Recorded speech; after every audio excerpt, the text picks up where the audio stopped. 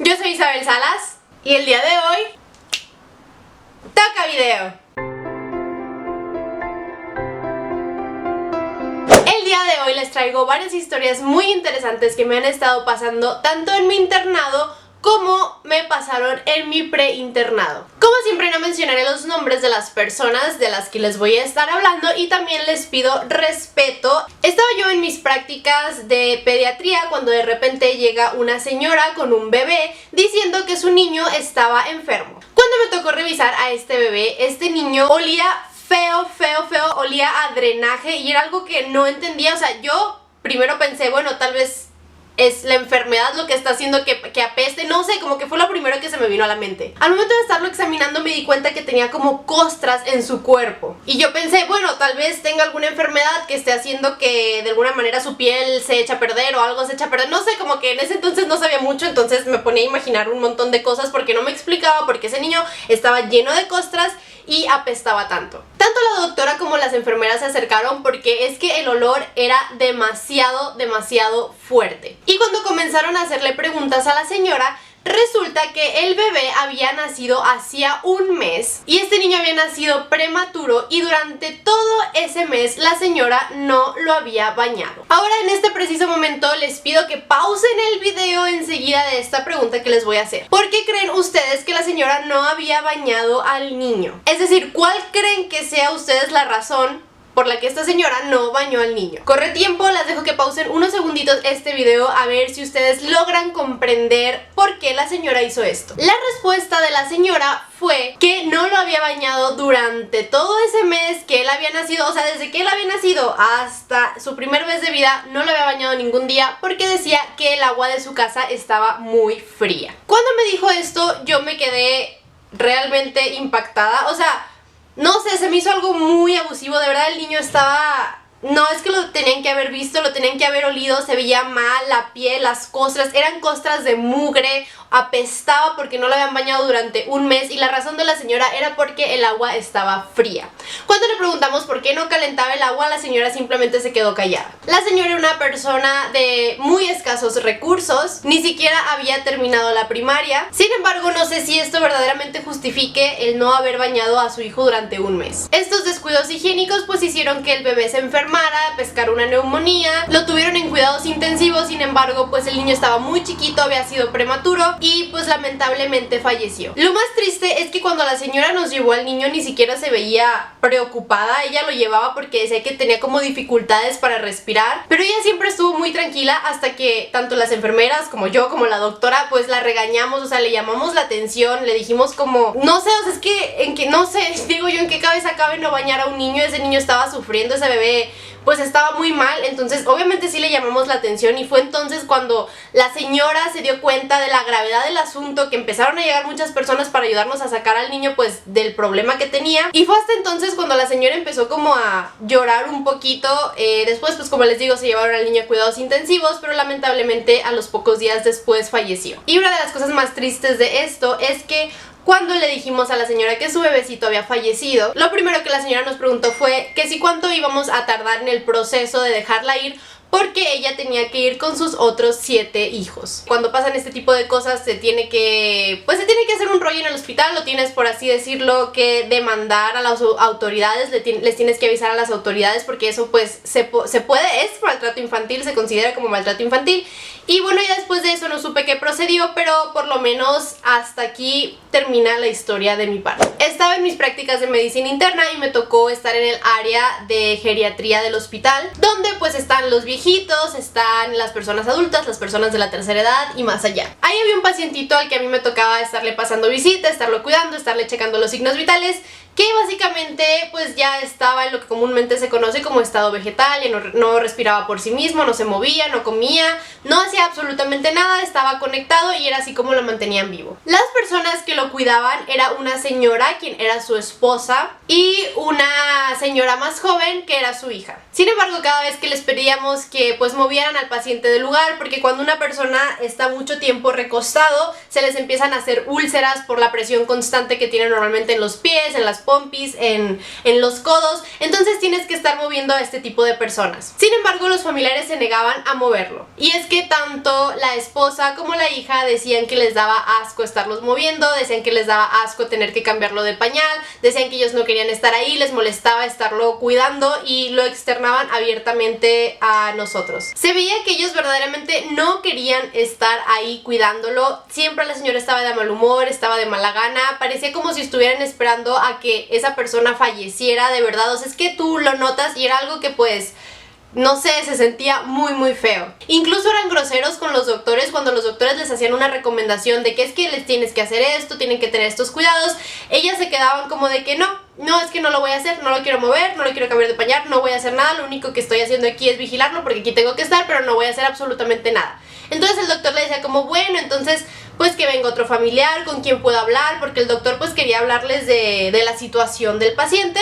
Y la hija siempre decía de que es que nomás somos nosotras dos, nomás somos la señora que era su esposa y yo que soy su hija y no tiene a nadie más. Obviamente cuando tú ves eso pues te da coraje, o sea, ¿cómo pueden ser tan malos con una persona que no puede valerse por sí misma? Entonces aquí viene la pregunta, ¿por qué crees que la actitud de los familiares del paciente era esa? Te vuelvo a dar unos segunditos para que pauses el video. La razón era básicamente porque esta persona mayor, cuando estaba más joven y fuerte, había abusado de su familia. No en el sentido sexual, sino que las golpeaba, andaba con otras mujeres, básicamente tenía otra familia y al parecer era un hombre borracho, golpeador, abusador y maltratador. No estoy diciendo que esto justifique lo que la familia estaba haciendo, sin embargo, pues muchas veces te das cuenta, o por lo menos yo me di cuenta que yo estaba juzgando a la familia cuando en realidad había algo detrás de eso. Como les digo, eso no justifica lo que la familia estaba haciendo, pero definitivamente fue algo que me hizo, por lo menos a mí, cambiar mi perspectiva de las cosas totalmente. Días después, pues el paciente falleció,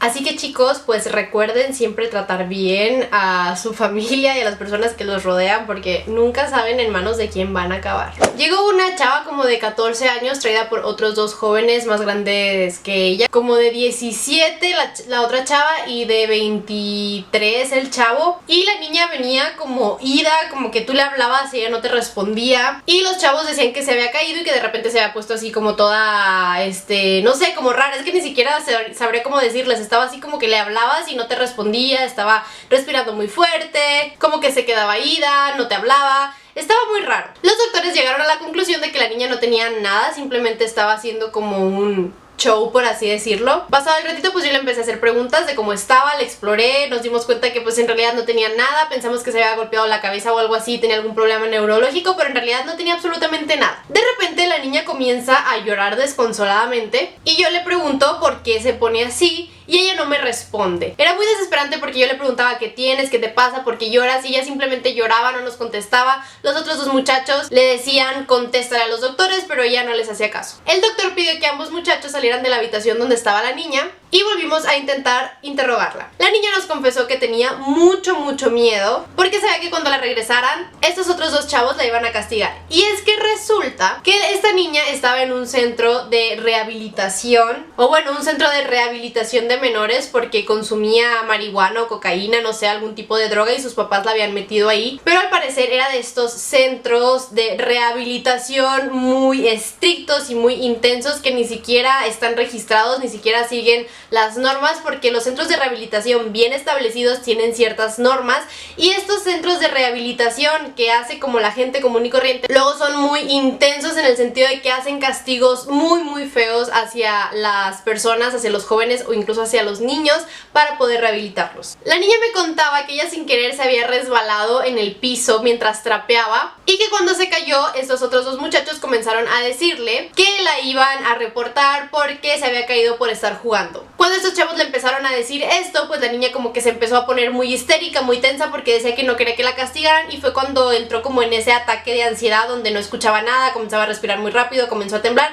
y fue cuando la trajeron a la Cruz Verde. Pero decía que después de todo ese espectáculo que había dado, pues probablemente le iban a castigar peor. Cuando yo le pregunté qué tipo de castigos le hacían, me decía que muchas veces la dejaban sin comer, que no la dejaban ver a sus papás, que la encerraban en un cuarto y simplemente me decía que la maltrataban y que la trataban muy mal y que no quería que la castigaran. El doctor estaba de acuerdo que eso era pues una salvajada, o sea, no le puedes hacer eso a una niña de 14 años por más drogadicta y lo que sea que pues sea esta persona, simplemente la mandas a un centro de rehabilitación bien o a un centro de rehabilitación de ese tipo, que la verdad es que los hay a montones. Para esto los padres de la niña nunca aparecieron, se supone que estábamos esperando a que ellos llegaran, pero los padres vivían como a 1 hora de donde estábamos nosotros y sencillamente nunca llegaron. Fue muy triste ver esto, la verdad, porque se veía que la niña la maltrataban. No me quiso decir qué más le hacían en esa casa de cuidados, pero me decía que sí la pasaba muy mal, o sea, como para ponerse así, es que de verdad estaba llorando histéricamente, estaba realmente asustada. Ella me decía que no se quería ir con ellos otra vez, que la iban a castigar horrible, que tenía mucho miedo, pero finalmente nos supimos después qué fue lo que pasó. Se levantó,